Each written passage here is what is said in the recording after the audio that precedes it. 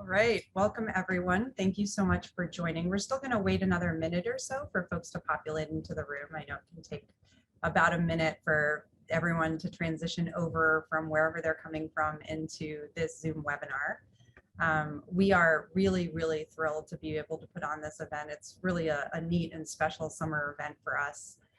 This panel is our opportunity to celebrate 70 years of the ANZUS Treaty. And at LCWINS, we don't often do events that are sort of on foreign policy topics necessarily, but this one seemed like a great opportunity to take a comparative approach to thinking about gender and women and leadership and some of the challenges that we all face, regardless what country we're in, having to do with these issues. And especially when thinking about it with such a close ally and partner as Australia, I anticipate that we might see that there's more commonality there than there is difference in terms of our experiences. So this should be a wonderful event today. So why don't I begin by giving everyone a little bit of the run of show.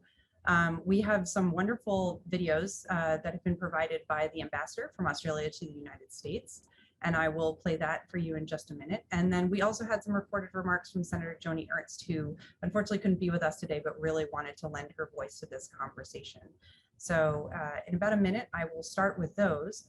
And then after that, we're going to turn to our moderated panels. Sarah Storey will be our moderator.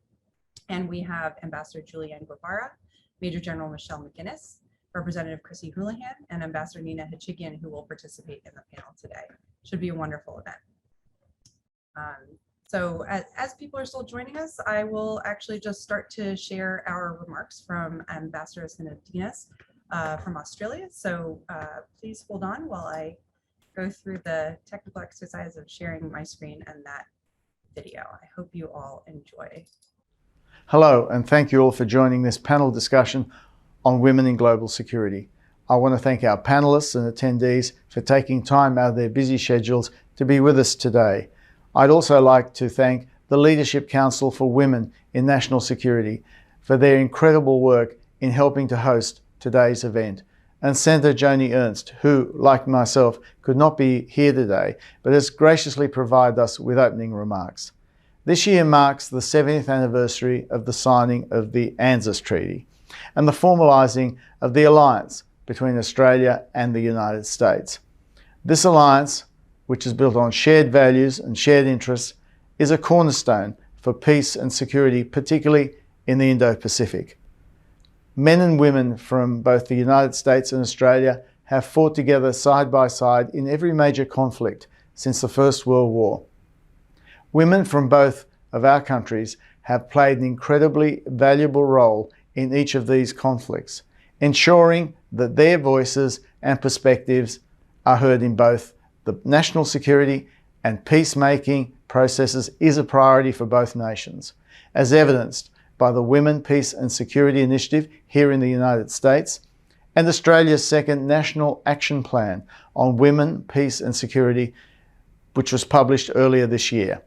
Recognising the valuable contribution of women in diplomacy and understanding the work needed to achieve parity within our diplomatic corps, Australia's Department of Foreign Affairs and Trade launched the Women in Leadership Initiative.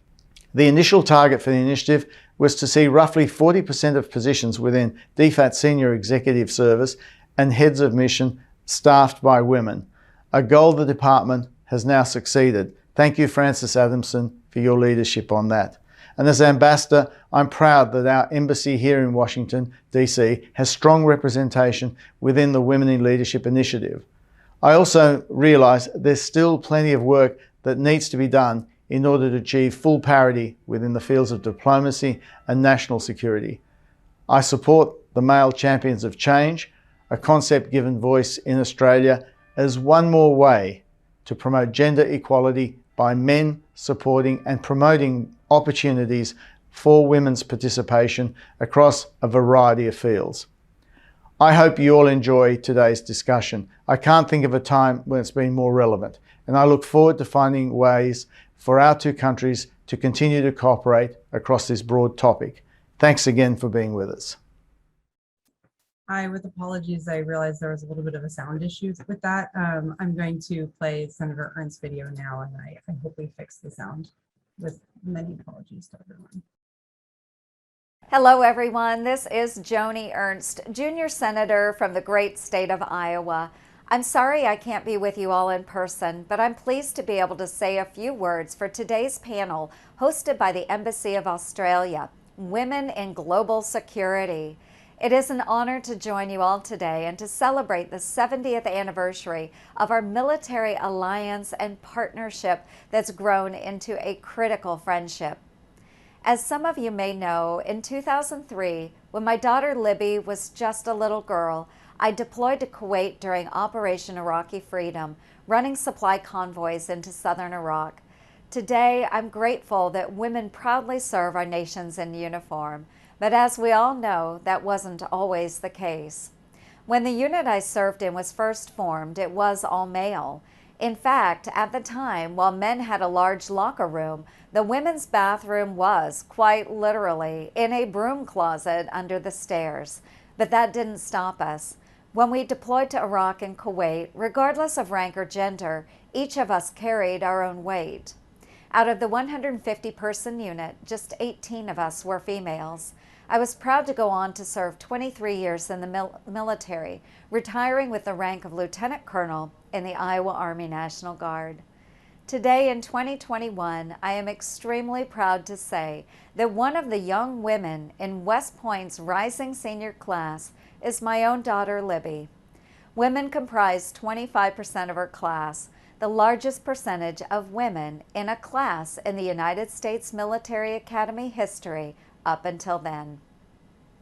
Just over 6 years ago, I had the honor of being elected as the first woman to serve in federal elected office from the state of Iowa and the first female combat veteran to ever serve in the United States Senate.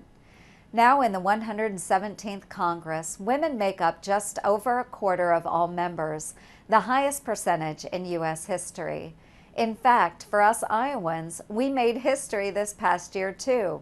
Iowa's congressional delegation is now majority female for the first time in our state's history. It is truly an honor to work alongside so many remarkable women who come from different fields and backgrounds. As a combat veteran, today I'd like to urge you all to find a way to make a difference and be a role model for other women across the planet. Thank you all for the opportunity to join you today. Here's to the next 70 years of our nation's friendship and partnership. Thank you so much.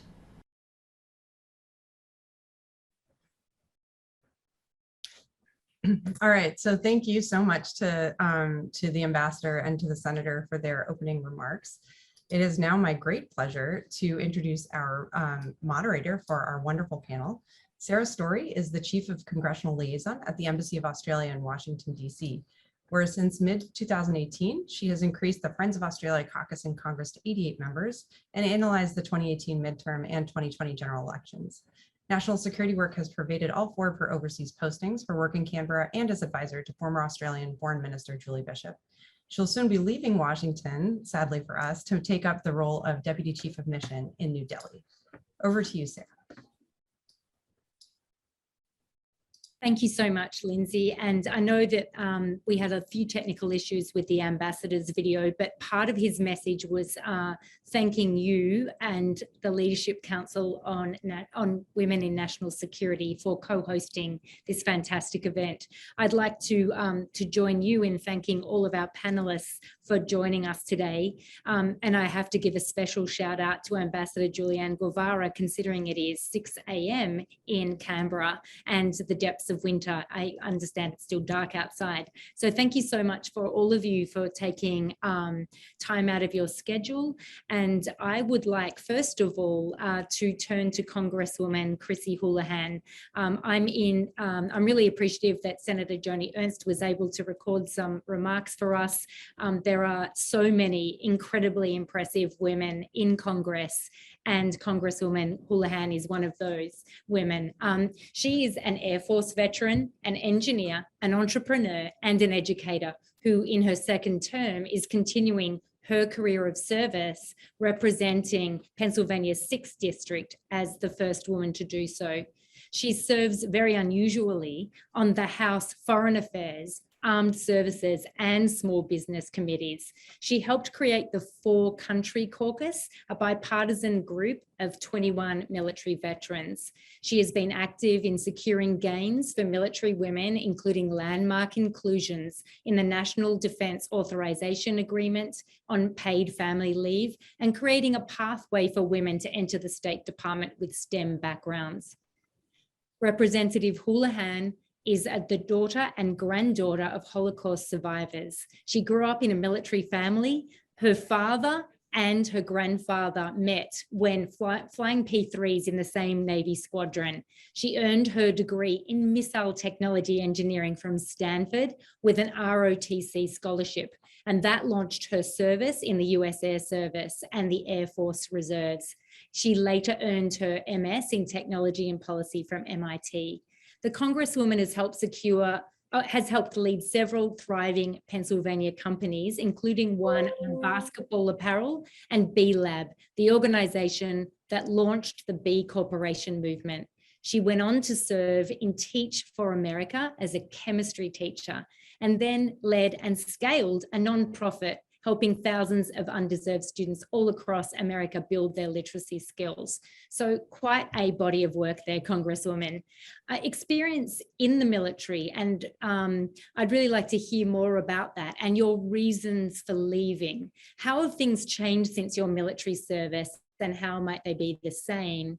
And why have you started the Bipartisan Service Women and Women Veterans Caucus in Congress? Sure, lots of good questions, and I'll try to do my best to answer them. First of all, thank you so much for organizing the event. In terms of my own personal military experience, a lot of my military experience was coming up in a Navy family, and having been fortunate enough to have my grandfather and father serving at the same time, full careers. They inspired me, as did my mom and my grandmother, to join myself and to serve in the Air Force. I very much wanted to be a pilot, and this is maybe where the story begins. There really weren't a whole lot of women pilots in the military when I was going to school in the mid-'80s. The few that were there tended to be in the Air Force, which is why I selected to go into the Air Force. And it's a long story why I chose not to be a pilot. But in the end, had I selected that opportunity, my options still would have been quite limited at that time. Fast forward to 30 or so, 5 years later, there are a lot more opportunities available for women in all of the services. We've seen doors opening remarkably quickly recently.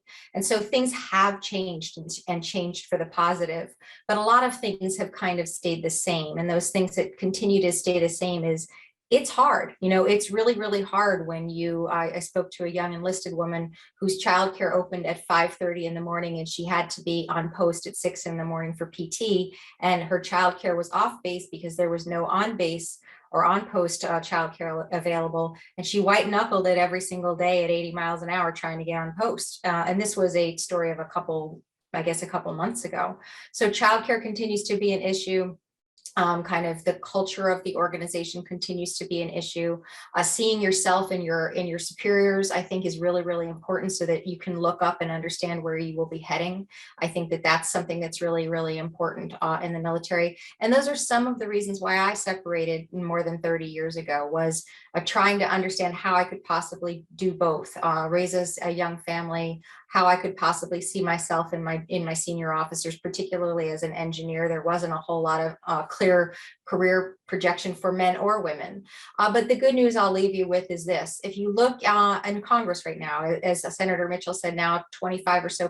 If you look at the House of Representatives and you look at the Armed Services Committee, and you look down the bench to the lower benches of where I sit as one of the more junior people, you'll see a row of women all in a row, which not only is it pretty cool to see that, but if you actually dig deep into who those women are, what you'll see is 2 women who graduated the Naval Academy, a nuclear officer, as well as a helicopter pilot. You'll see 2 women who were in CIA together or concurrently, and you'll see me amongst other people. And that, I think, is a reflection on how the military has evolved over the 30 or so years since I served. And unfortunately or fortunately, I'm one of the older people in that row. So my experience is pre 9/11, and theirs is, of course, is post. Thanks, Congresswoman. Could you tell us a little about, in your opinion, the importance of having a woman's voice on committees of such national import, such as House Armed Services and Foreign Affairs? I know you've made, for instance, some very insightful comments in recent weeks. You noted your exchange with General Milley a couple of weeks ago, and you've certainly made comments about Afghanistan. I imagine a lot of our panelists here today might offer comments along those lines. Thanks. So, it's hard because I always want to try and avoid stereotypes and generalizations about what a difference it makes to have, a woman in Congress, as an example, or an engineer, or a teacher, or any number of those kinds of things. But and the bottom line is it creates an opportunity for diversity of experience and a difference in how you approach the world. And so I would like to, I guess, think that the fact that I asked General Milley to take effectively my time to comment on his view of the military academies and race theory, I guess I could possibly attribute some of that to the fact that maybe I, as a woman, have an open ear. But I don't know that that's necessarily the case. I don't know that I necessarily could feel that way. But I do think that it is important that there are all those diverse voices in the body of Congress, as well as in industry, as academia, et cetera, because we really do get to bring those experiences, those lived experiences, like challenges with childcare, or like challenges with healthcare, or like access to clear career paths. Because we've experienced those things personally, we can therefore legislate on them as well, or we can help with them in terms of constituent services in a uniquely empathetic way, an empathic way. So I think there is something to be said for more diversity in the Congress.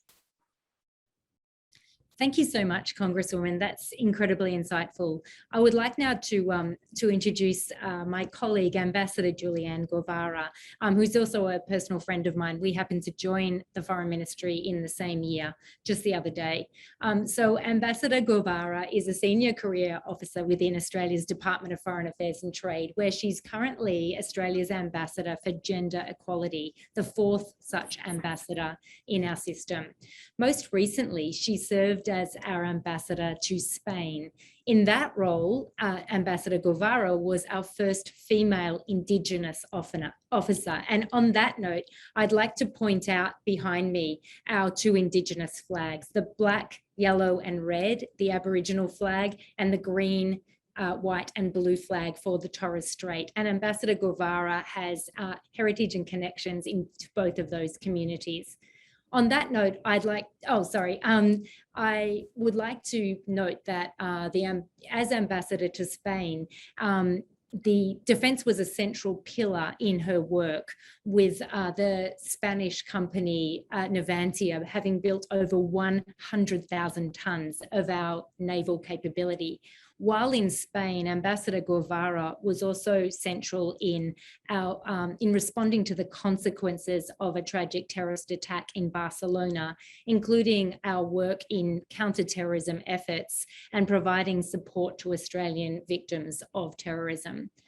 Earlier, Ambassador Guivarra served as our lead services negotiator for the Regional Comprehensive Economic Partnership, or RCEP. She has multilateral trade experience in spades. She has been posted to Geneva in the WTO, and she's authored numerous publications in this field, including some fascinating case studies on WTO accession. Before that, Ambassador Guivarra has been posted to New Delhi. She holds a Bachelor of Commerce degree from James Cook University in Townsville and a Master of Arts, Foreign Affairs and Trade from Monash University. So Ambassador, welcome today. You're the 4th such ambassador for gender equality. There are a network of around 23 such ambassadors around the world, as I understand it. What do you do and why are we seeing a growth in such positions? Yeah, thanks so much, Sarah. And I did want to sort of echo the thanks to the Leadership Council and also to Lindsay for organising this event. Really, these roles of ambassadors for gender equality, previous to myself, they were called in Australia the Ambassador for Women and Girls. Their role is to advocate for women's rights and to encourage further participation. As you've mentioned, I mean, we've seen since, I think the first was actually the ambassador, the US ambassador for women at large, for women's issues at large. And we've seen a real growth in these positions worldwide. And I think because there's a growing recognition of the importance of women in foreign policy. You know, when you think about sort of the classical theories of geopolitics, you know, you talk about sea power and heartland theories and rimland theories, but it's hard to sometimes think about what the connection is with gender. In our Australian foreign policy white paper, we've really reflected on this. And what we've said is, of course, that we're living in an increasingly interconnected and contested world. And if you think about the factors behind the geopolitics, when you talk about technological changes in cybersecurity, when you talk about migration issues or countering terrorism, all of these issues, in fact, have gendered impacts. You know, in Australia's foreign policy objectives, we talk about trying to create a more prosperous, stable and secure Indo-Pacific. Really, this can't be achieved without considering the needs of women and girls, and also considering the very important role that women play as agents of change. And I think we've really seen that come to the fore during this COVID-19 pandemic, of course, where you've had 70% of women who are the workforce, healthcare workforce of the world, in fact. You know, when you think about some of the gendered impacts of the crisis in terms of spikes in gender-based violence, that's happening not just in Australia, it's happening around the world. When you think about the types of sectors that have been particularly affected by, you know, in terms of employment, I mean, those sectors that have been affected typically employ women, so the services sectors across the globe. So, you know, looking at even the current crisis that we're all, you know, dealing with right now, and here in Canberra, we're in the midst of a lockdown. It really is that, you know, women have such an important role to play in all of these issues. Thanks, Ambassador. Noting that in our foreign policy settings, we have a strong focus on the Indo-Pacific region. I wondered if you might comment briefly on the key trends you see impacting on the women, peace and security agenda in our region. Thank you. Yeah, thanks. Well, last year, of course, was the 20th anniversary of the UN Security Council Resolution 1325. That was the start of the WPS agenda. And of course, that was born out of conflicts like Rwanda and Bosnia, and an acknowledgement, I think, of the impacts that conflict have, a differentiated impact that conflicts have on women and girls. Since then, of course, there's been a further 9 UN Security Council resolutions to elaborate on some of those key issues that were picked up in UN Security Council Resolution 1325. Now, we've made some progress, but I think, you know, the UN Secretary General's report on WPS, which he does annually to the Security Council from last year, noted we still have a long way to go. I think between 1992 and 2019, he said on average, we continue to have only 13% of negotiators, 6% of mediators, and 6% of signatories to major peace agreements worldwide being women. There's a bit of cognitive dissonance here, because when you look at the evidence, there is a growing bank of evidence which suggests that where women are involved in peace agreements, you tend to have more durable and better implemented peace arrangements. So, you know, despite that evidence, we're still not seeing that flow through into, you know, women participating as they should in these sorts of negotiations. I think encouragingly, we are seeing a number of countries taking up this issue of women, peace and security. In the Secretary General's report that I referred to, we've seen 85 countries now that have national action plans on women, peace and security. And indeed, Australia has just launched our second national action plan on women, peace and security in April this year. Certainly here in the Indo-Pacific region, there is a growing awareness and recognition of the importance of this issue. We've seen ASEAN do its first ever joint statement on women, peace and security back in 2017. The following year, Australia had its first Australia-ASEAN dialogue on women, peace and security. In the past 12 months, ASEAN has conducted a ministerial dialogue in strengthening women's roles in sustainable peace and security. And we were fortunate that Minister Payne, our foreign minister, was the only non-ASEAN participant in that particular dialogue. Last year as well, the East Asia Summit had its first ever leaders declaration on women, peace and security. I think the other thing that's really encouraging in this space is that when you look at countries in the region, we're seeing those countries take up this agenda much more readily. An example that I could give is that Indonesia has been the presidency, of course, of the UN Security Council over the last 12 months. Last year, it promoted a resolution 2538 on female personnel in UN peacekeeping missions. That resolution was passed by consensus and really driven by Indonesia in the Security Council. And I think, that's just one of the sort of demonstrations that countries in the region really are, taking up this issue. I know too that in the past 18 months, both of our countries, the United States and Australia, have undertaken further research on how we might support ASEAN in their efforts on the women, peace and security agenda.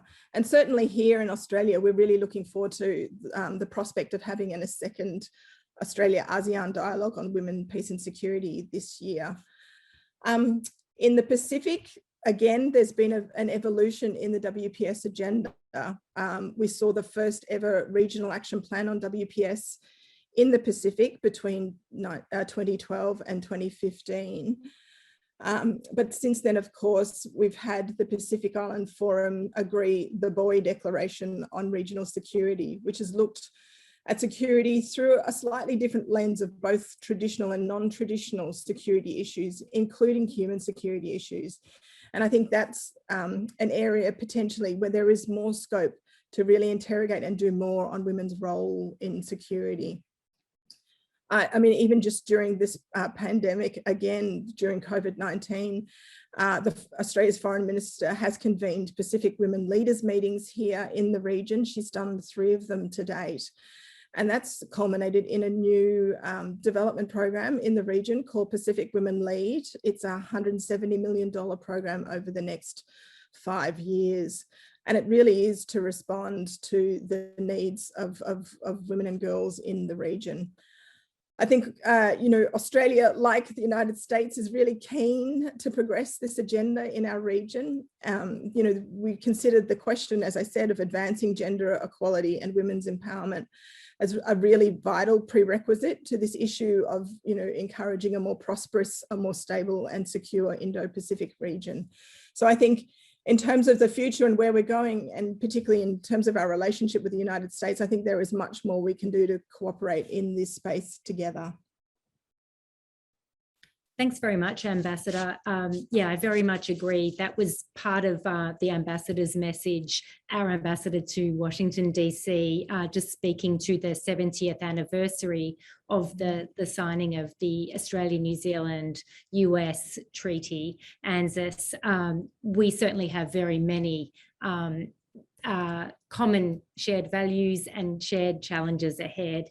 And I would certainly also just very much support your notion that when negotiated peace agreements involve women, they are more durable. Speaking from my own experience in assisting with negotiating a peace agreement to the 10-year civil war in Bougainville, Papua New Guinea, While we're on ambassadors, and also speaking of the Association of Southeast Asian Nations, we will turn now to Ambassador Nina Hashigian. It's my pleasure to introduce you, Ambassador. You are currently the Deputy Mayor of International Affairs, the very first for Los Angeles, and I think a really fascinating trend at appointing at the subnational level positions that are dedicated to international affairs to build relationships with local and global partners. So previously, Ambassador Hashigian was the second US ambassador to the Association of Southeast Asian Nations, or ASEAN, which Ambassador Guivarra has also spoken of. So while in Jakarta, Ambassador Hashigian established a strategic partnership with ASEAN.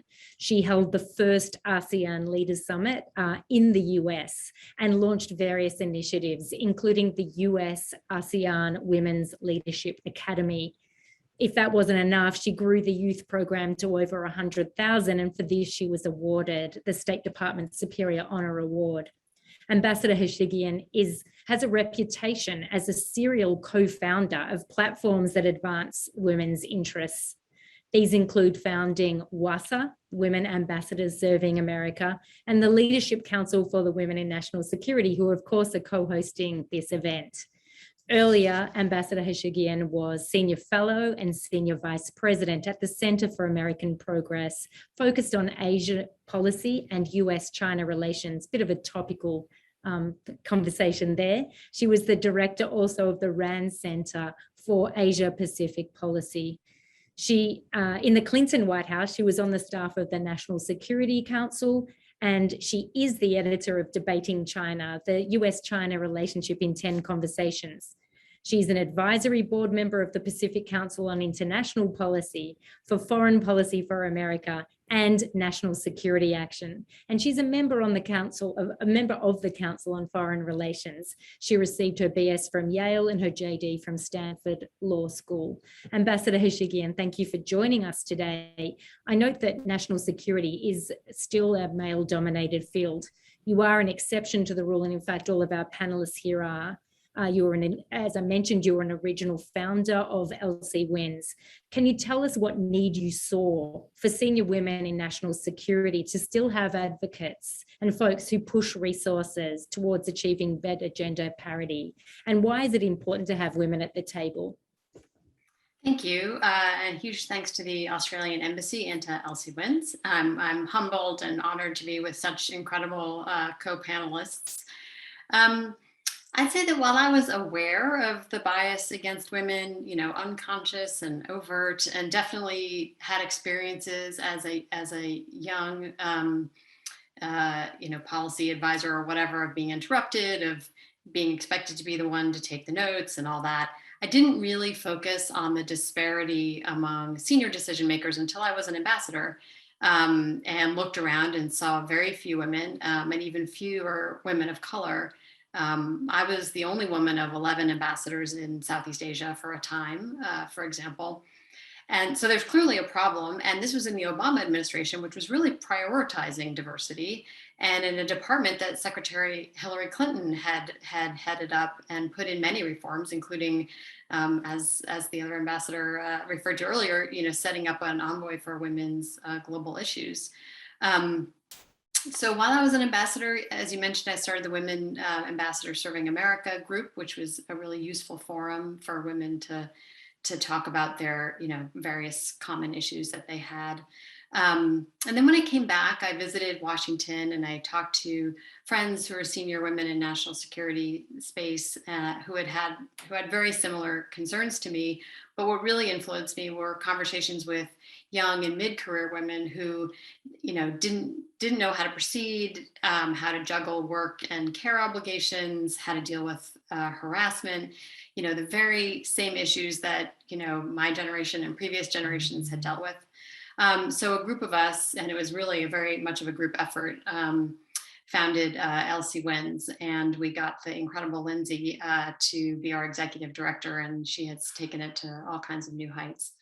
But to answer the question of why, so I think there's just a basic issue of fairness, especially for women of color, that, we're half the women are half the population, and so it's just, you know, a moral thing, you know, issue, if you will, to give people a shot. But even more important than that, I would say, is that it will lead to better national security. There's a huge body of research that suggests that diverse teams make better decisions, that they avoid groupthink, that they are more creative, that they result in better retention. And in the private sector, there's research that demonstrates just a very direct correlation between women in senior management and actual profits, like actual bottom line, you know, profitability. And I think that this issue of, you know, making sure that the best people are at the front, no matter what their color, race, gender, you know, political affiliation, religion, whatever, is especially true when we think about a competitor such as China, who has 4 times our population. And so we really can't afford any bias of any kind. We need the very best people to be leading in national security.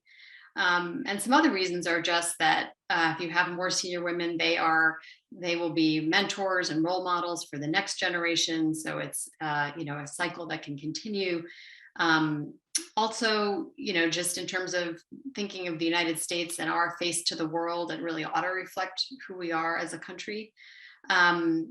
And this is anecdotal, but I've also noticed that women leaders in national security tend to focus on women in our foreign policy, which, for all the reasons that the good ambassador said earlier, are important, because there's, again, all kinds of research that shows when you invest in women and girls, that economies grow, that peace is more durable, and many other, you know, and stability is more permanent.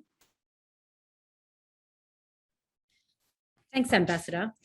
Could you tell us how your role as ambassador to ASEAN lent itself to your current role as Deputy Mayor for International Affairs in LA? And what is your idea of city foreign policy, and why is that new in the United States? I think the job equipped me, you know, really well in two ways. So one is that I was the second ambassador to ASEAN, so there was still a lot of sort of building of a mission to do. And when the mayor of Los Angeles asked me to take on this position, I was the first one. So I had to build the team from scratch, the goals, the methods, all of that. And then the second reason is that much of what I do is not dissimilar to what I did as an ambassador to ASEAN, you know, meeting with foreign officials, including my great friend, Jane Duke, who is the Consul General from Australia, who happened to have been the ambassador to ASEAN from Australia at the time that I served as well. But establishing partnerships and, you know, and programs, all of those similar things that I did in ASEAN. And I'd say it is relatively new for the United States, not so in the rest of the world. Our colleagues all around the world have been at it really longer than we have in the US. I asked the Consul General from China the other day how many folks were working on foreign policy in the Shanghai municipal government. And he said, thought for a minute, and then he thought, about 100. And, you know, my team is orders of magnitude smaller than that, and we're considered a pretty hefty team at fewer than 10 people. So, but LA is a very global city with a very internationally minded mayor and Mayor Garcetti. And we just can't serve our residents well without having a foreign policy capacity. So, you know, we talked earlier about the notion of human security. I've often thought that foreign policy ought to prioritize the threats that can really harm Americans where they live. And it's in a book that a co-author and I wrote long ago now, but, you know, that includes terrorism, but it also includes pandemics and includes climate change and extreme weather. But to do those jobs well, you really need to enlist local leaders, state and city officials. We think of our work in Los Angeles in 4 kinds of buckets with 4 goals. So first is to bring jobs. So that's foreign direct investment and trade. The second is to help solve global problems that affect Los Angeles. And we do that in concert with international cities. including Australian ones. And climate is a big one that we're working on. Our Mayor Garcetti is chair of a group called C40, which is the mega cities around the world who are all trying to lower their carbon emissions very quickly. COVID is another. And guilty in terms of being a serial starter of women platforms for women, because we've also started an organization called Change, which is the first international network for cities working on gender equity. Excuse my dog. The second sort of work that we do is to offer Angelenos, young Angelenos, global skills and experiences. We send community college students abroad, for example, before COVID. And then we maintain foreign relationships of the consular corps, which we have over 100 in nations represented in Los Angeles. We recently hosted Prime Minister Sanchez of Spain here like a couple weeks ago. We have large diaspora populations who are concerned about what's happening in their home countries, and sometimes what's happening in their home countries spills over to our streets as well. So that's just in a quick nutshell the kinds of work that we do. Thanks, Ambassador. And it just wouldn't be a pandemic panel without a dog. So I'm glad that your dog was able to join us too. Last but not least, I wanted to turn to Major General Michelle McGuinness. But before I did so, I just wanted to invite the audience to submit any questions you might have in the Q&A. We hope to turn to questions if we've got some time for that. Hopefully we will, because these panelists are certainly a thought-provoking and impressive bunch. So over to Major General Michelle McGuinness, who's a career intelligence officer in the Australian Army, who has served in a range of command and staff appointments in both specialised intelligence and generalised roles at the tactical, operational and strategic level. She commenced her service in the Australian Defence Force Academy in 1994. Her formative years were spent at the tactical level, leading and managing intelligence operations in human intelligence, interrogation and exploitation disciplines. Following an early posting to Australia's Defence Intelligence Organisation, she was posted to DIO's North America office, where she supported bilateral engagement with the Defence Intelligence Agency, where she is now, and was later seconded to the US Army Counter-IED Task Force.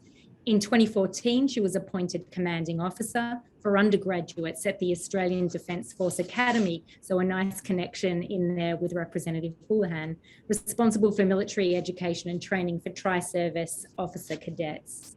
Major General McGuinness has also served as the Assistant Military Attaché here in the Embassy in Washington, DC, as the Chief of Staff to the Chief of the Australian Defence Force, and most recently as Director General Counter-Proliferation and Terrorism, where she led interagency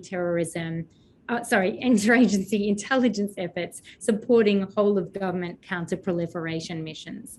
In her current role, Major General McGuinness is DIA's Deputy Director for Commonwealth Integration, where she works to enhance Five Eyes integration within the Defence Intelligence Enterprise.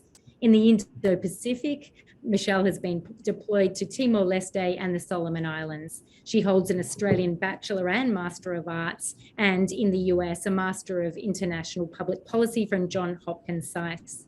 Major General McGuinness is the first female active duty Australian Intelligence Corps officer to be promoted to Brigadier General in the 113-year history of the Australian Intelligence Corps, and the only female intelligence officer promoted to a 2-star. Welcome to our panel today, Major General. So you bring a unique perspective to this panel as the only active duty military participant. Could you elaborate a little more on your career for us today? Thanks. Hey, thank you so much, Sarah, and good afternoon. And for that kind introduction, you covered a lot of my career, but I have indeed had the unique privilege, I think, as an Australian officer to have fairly extensive service both inside and alongside our US Defence Department colleagues over the last 15 years in a range of different ways. I guess in some ways you could argue that my career profile and the opportunities that I've had in this regard are a reflection of the deep trust that really underscores the Australia-US partnership and relationship. I know it's referred as the unbreakable alliance. Of course, it's a relationship firmly built, and we've talked about it today already, on the foundations of shared values and a fundamental interest in defending free and open societies, democracy and the rule of law. Sarah, as you mentioned, my current job, I am the Deputy Director for Commonwealth Integration, so it's a little broader than just Australia and the US in this role. But I do work inside and for the US DIA and in close support of US DINS and the broader IC. So notwithstanding all that experience I've had to date, this role really does offer me an unprecedented understanding and appreciation for the US Defence Intelligence Enterprise, the national security enterprise, and specifically the depth and breadth of DIA, which is, for those who aren't aware, the lead producer of all source foundational military intelligence. So DIA's mission is to provide intelligence on foreign militaries to prevent and decisively win wars. So this sounds pretty simple, but the depth and complexity of the agency shouldn't be underestimated. All at once, this organisation collects, exploits, processes, analyses, produces and disseminates an incredibly vast range of critical intelligence to national security decision makers, policy makers and warfighters. And that goes across the spectrum from stability through competition and into conflict. The agency has over 16,000 national security professionals inside the mission, and it does span the entire globe. So we have a presence in over 140 countries, and of course in every intelligence centre of each of the combatant commands.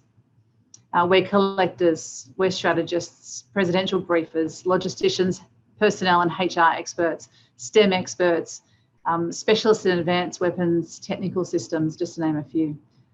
Our aim is ultimately to understand the threat before possibilities become capabilities. And in this, we seek to be agile and innovative. So my office here was created back in 2015, a bit of innovation itself.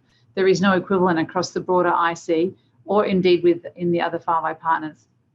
The role was established to ensure that DIA can integrate Five Eye partners to the maximum extent possible in order to realise the full and unparalleled benefits of this trusted intelligence relationship.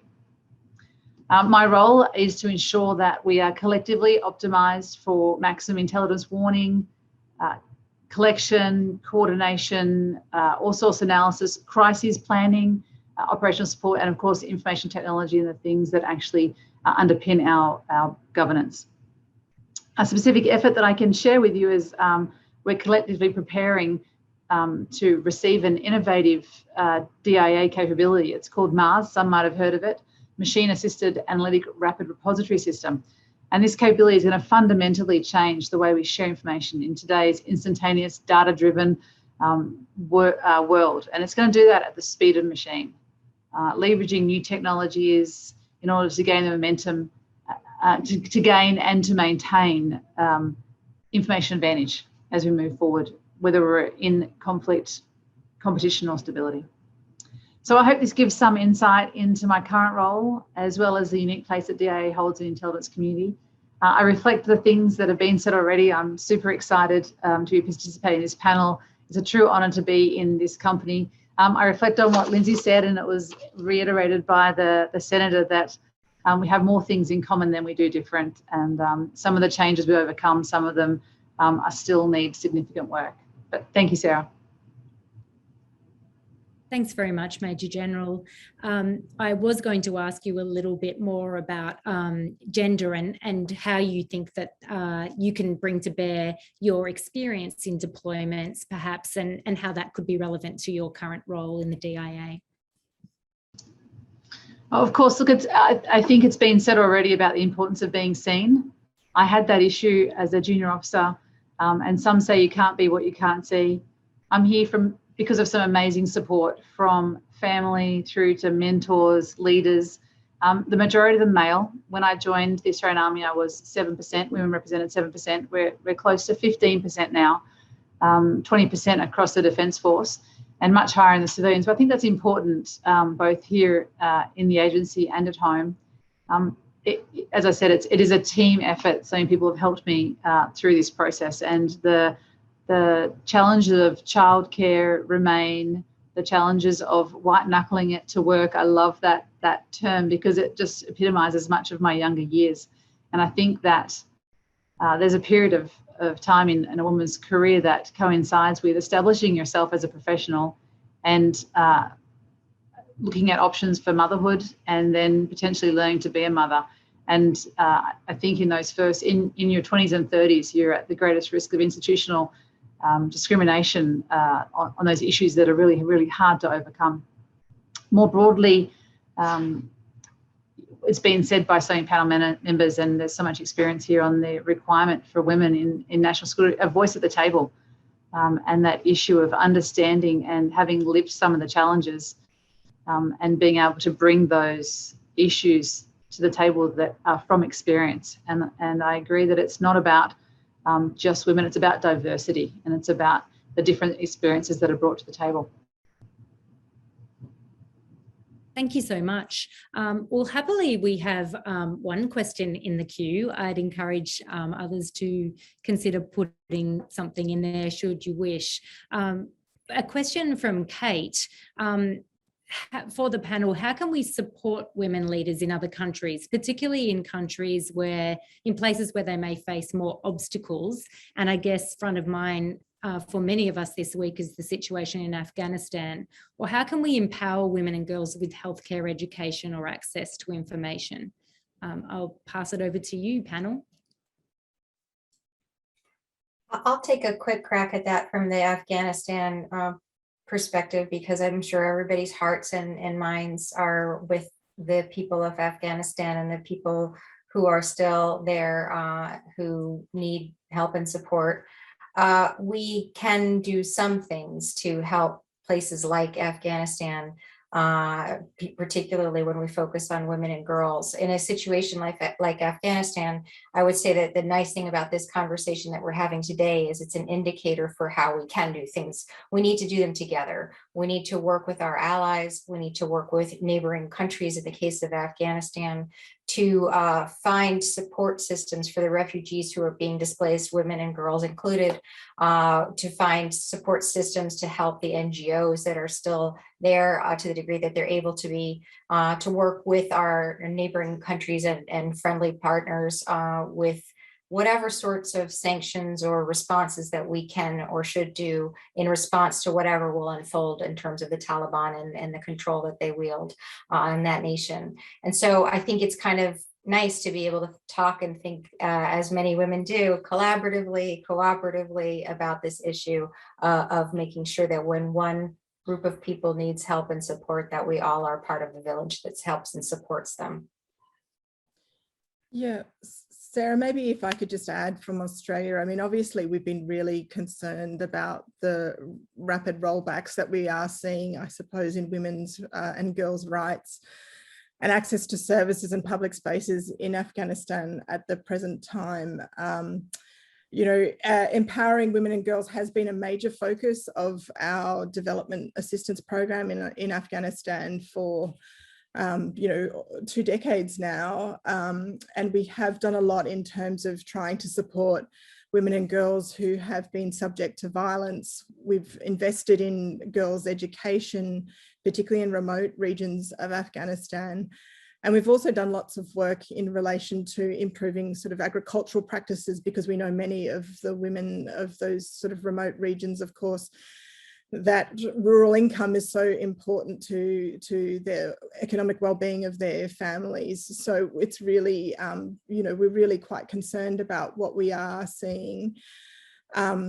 Obviously, at the moment, what we can do is to continue to kind of promote that protection of women's rights through sort of, you know, ongoing multilateral political advocacy. And I think already I've seen, of course, the Australian foreign ministers put out some statements with other ministers around the world, you know, trying to encourage people to consider the very important issue of human rights and dignity of Afghani people. So it is a troubling time, but I do think there are, as the representative has said, there are things that we can do collectively. And that is, I guess, one of the core things about Australian foreign policy is that we do work with our partners to try and achieve better outcomes. And I think that has to be the case in this particular example. In light of the time, I might just skip to another question that we've had from Emma Belcher, who I understand is the president of Ploughshares Fund. So thank you for your question, Emma. Ambassador Guivarra spoke about the pandemic shining a light on the burdens of women when it comes to working, caring for children and managing households all at the same time. How do we make sure collectively that this greater awareness leads to lasting change rather than receding into the background once the pandemic is over?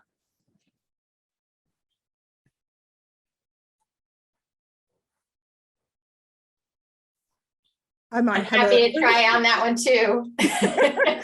Hey, you know, as a person who's in the United States government, and my role is effectively to try and take care of the community that I represent and the Commonwealth that I represent and the country that I represent. You're right. The pandemic has laid bare all of the things that we always knew were wrong, right? We always knew that we were vulnerable. We always knew that we were strung together by spider webs of connectivity, and we always knew that it was fragile. And now, hopefully, more than any time, we now know what needs to be fixed, and then you have this collective will to fix it. And I can speak, frankly, as a proud member of the Democratic Party, that I'm hopeful that the Biden agenda will be part of that solution, at least in the United States, where we're not just talking about things that will help fix our bridges and our roads and even our broadband, but we're also talking about these issues that we've brought up today, you know, elder care, child care, health care, all of the things that you also need to be able to be a functioning, productive member of society, in addition to the bridge and the car to get to work. And so I hope that we are able to work that through. I hope that we have the appetite and the will as an American people to do that. Time will tell if we're able to do that here. And I'm certain that there's similar initiatives across the globe that are, I hope, unfolding. Yeah, just quickly from the Australian perspective, I mean, I think this is one of the things that the government has been really seized of here in Australia. Just in October last year, we announced a women's economic security statement, sort of picking up on the strands of things that we thought needed to be sort of wraparound support for women at this time in terms of their employment opportunities, you know, where the potential areas for growth was. So there's a lot of investment in STEM right now in Australia. That women's economic security statement was then backed up by this year when we have our budget announced. So typically in Australia, the budget's announced in May. We had a specific women's budget statement this year and an announcement of an additional $3.4 billion worth of measures which go to addressing issues around women's safety, women's economic security, and also broader questions around health and well-being. So we recognise that it was really important in terms of our response and recovery efforts here in Australia, but we've been doing a lot of work on this in the region as well. So some of our development programs, you know, that we have been doing, trying to assist, of course, countries, including in the Pacific, on things like budgetary support when their economies are taking such a hit as a result of the pandemic. You know, we've really looked at trying to support social protection packages which are targeted towards women and girls, because I mean, we do realise, as I said in my opening sort of intervention, just how important it is to not only take these economic measures to support the community, but really hone in on which parts of the community that you are supporting. Because yes, you know, the circumstances of women during this pandemic, I mean, there's been a lot of work done by organisations like UN Women, which have demonstrated just that extra care burden, the inability to go and do the work that you ordinarily would do. So yeah, these are really kind of important issues that we're supporting both domestically and internationally at this time. Sarah, I might add from the intelligence and security perspective, I think the pandemic has highlighted one of the barriers that we've all faced in terms of the inflexibility in working remotely when you're working in classified areas. I think that's been something that's been highlighted.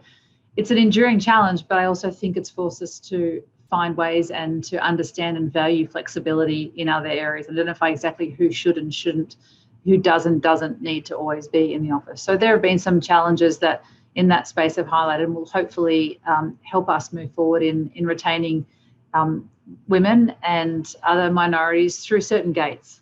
So we have strong recruitment, but in both Australia and the US, I think it's fair to say that retaining them through some of these challenges is tough, and that's one of the issues. Yeah, that's fantastic. And I think I like the fact that we all coalesced around the white knuckle moment that you described, Congresswoman, of your constituent white knuckling the drive to the base after the childcare opening to get to PT on time. We've all been there. And I think that the pandemic has certainly highlighted some major challenges to do with the workforce, and we need to capitalise on these and make sure that we make lasting changes. With that, we're at the top of the hour, and I wanted to thank all members of this panel. You're an incredibly inspiring lot, and it's been my true pleasure to work with you on this event. As my posting to Washington, DC comes to a close, this falls firmly into the category of work I want to do rather than work I have to do. And it really is a pleasure. Thank you for your time and your inspiration. And Lindsay, thank you for your expertise and your patience with co-hosting this, and really a huge shout out to LCWINS with your amazing platform and your enormous membership. I think it goes to show that we really need platforms such as this and conversations to keep going.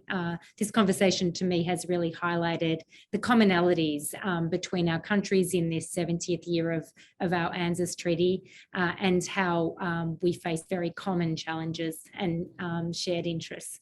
So thank you very much, and over to Lindsay. Well, thank you, Sarah. That was incredible. Thank you so much to our panelists, to Ambassador Guivarra, to Representative Houlahan, and to General McGuinness, and to Ambassador Hichigian, who I know had to leave us right at 5 Eastern, 2 Pacific. This is the time where I would say, let's get an enormous round of applause for everyone. And we can't really do that in the remote environment, which is disappointing because that was just phenomenal. And I wish we could give you that auditory thanks for all of those insights. I feel so inspired coming away from that conversation. But the goodness of the pandemic is I don't know that we could have gotten Australia, LA, and DC all together in this way, but for Zoom and but for our embracing of pandemic era technologies. So I'm really grateful that we were able to actually do this and bring everyone together for this event without having to deal with air travel and all of that. So really thank you everyone for your wonderful remarks. Thank you to our audience, and I'm sorry that we couldn't get to some more questions. We always run out of time. And we do actually hope to put this on our website. So I will send out on social media notice when we've posted it so that folks can rewatch. And we will also post the ambassador's remarks separately because I know we had some sound issues there, so folks can hear the full benefit of his remarks. Thank you so much to everyone. It was a wonderful event, and I hope you all enjoy the rest of your summer.